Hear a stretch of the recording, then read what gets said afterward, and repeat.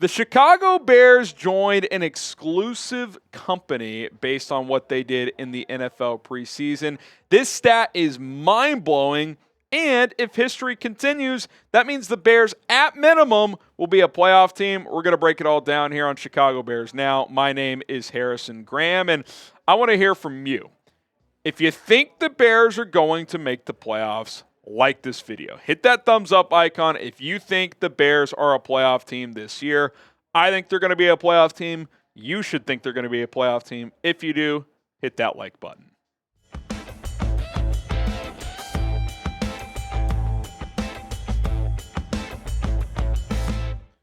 Are the Chicago Bears playoff bound for the first time since 2020? We're going to discuss that. My name is Harrison Graham. The Bears went plus 68 in the preseason, and according to, this is actually a typo on my part, in the last 15 years, only 6 other teams have done that. I meant to say that not since 2015, last 15 years.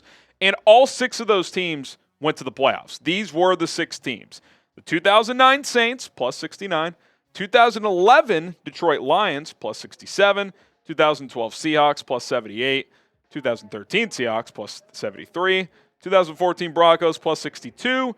2019 Ravens, plus 66. And like I said, all 6 of those teams made the postseason at minimum. And I know we live in this different world. Guys don't play guys in the preseason that much. But this seems to be a trend, and I think there is something to be said for a team just dominating in the preseason, which the Bears certainly did.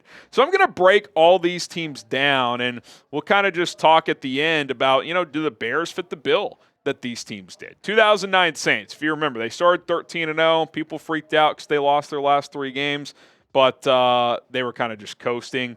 They end up winning the whole thing. Won the division, won Super Bowl 44 over the Colts and Peyton Manning. Of course, Drew Brees was fantastic that year with his production at the quarterback position, and Sean Payton getting his first Super Bowl, Brees getting his only Super Bowl. That was obviously a hell of a season for that team, and I think you're going to see a theme with quarterbacks on this list. You got to have a pretty good quarterback to be a playoff team in most cases. All right. 2011 Lions, you guys might be familiar with them. Matthew Stafford's first year making the playoffs. They went 10-6 that year, snapped an 11-year playoff drought. They ended up losing to the Saints in the wild card round. So this is one of the lesser performing teams on this list, but they still made the playoffs, right? Like they were still in the postseason. And I think the funnest part about this exercise was kind of seeing how some of these teams performed and players. I mean, Stafford had an insane season. Like, I know a lot of people don't like Stafford as Bears fans because, he played in Detroit and all that, but I've always respected his game. 5,000 yards and 41 touchdowns is crazy. He was fantastic. They had Calvin Johnson, of course, and were able to snap a more than decade playoff drought. Subscribe and join us. We're going to be live for every Bears game this year, breaking down all the action and a whole lot more, so don't miss out. If you hit that notification bell after you subscribe, you will be notified every single time we go live, every single time we publish a video. So subscribe today. It's youtube.com/BearsNow.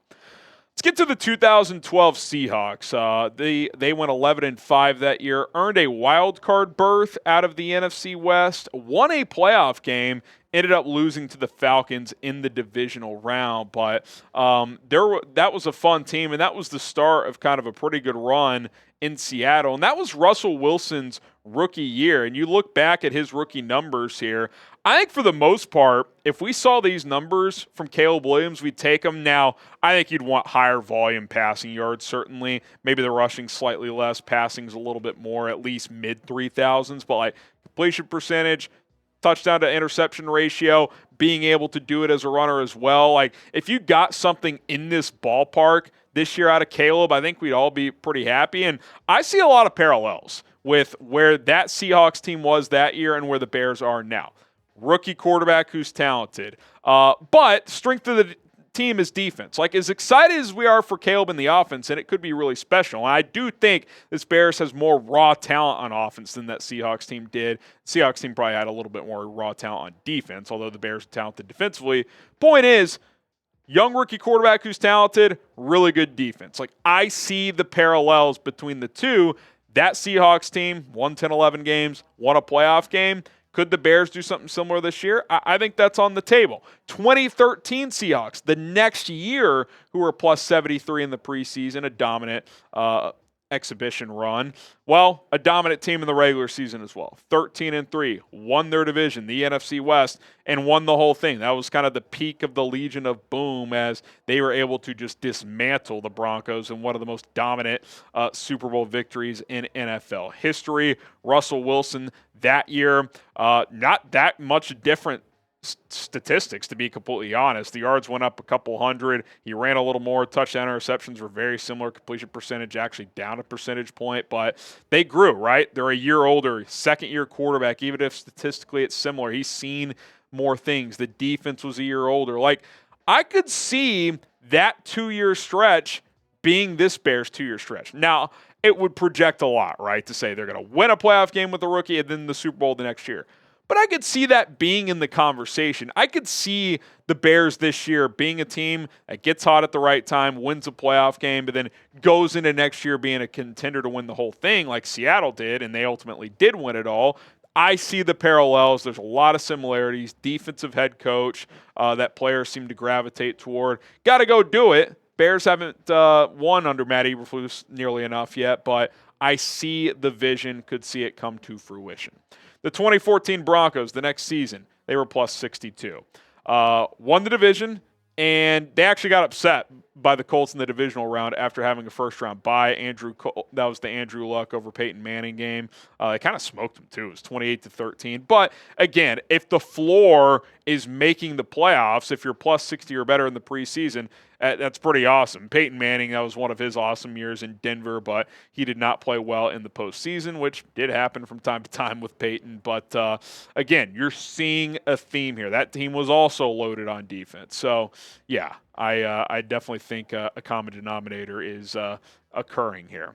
And then you jump to 2019 in the Baltimore Ravens, and people forget just how dominant this team was because they laid an egg against the Titans in the AFC Divisional Round. They went 14-2, won the AFC North. Lamar won his first MVP. Some would argue, and it's true from a statistical standpoint, easily the best year of his career still. Now, I think he's gotten better as a player over time, but just from what he put up, I mean, he was super accurate. He was crazy efficient with his taking care of the ball. 6-1 touchdown interception ratio. He had a 1,200-yard rushing season. Like, he did it all. It's one of the best individual seasons from a player in NFL history, quarterback or otherwise. And they laid an egg against Tennessee. Tennessee smoked them. But, again, if you told me right now the Bears would win 14 games and lose in the divisional round, I'd probably just sign up for it because that means you're going to be feeling really good about where this team is heading moving forward. So, there you have it. 6 teams that were plus 60 or better since 2009,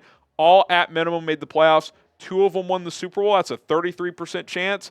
Could the Bears raise that number? That's projecting a lot, but I do feel pretty decent about the Bears' playoff chances, not just because of this. It kind of just adds more credence to, okay, dominant preseason teams, that tends to translate to the regular season. I think, sometimes teams go 3-0, but they're playing against teams that aren't playing anybody, and they're squeaking out these random wins. But the Bears at one point were plus 82, and the Chiefs scored 2 garbage time touchdowns to bring it down to plus 68.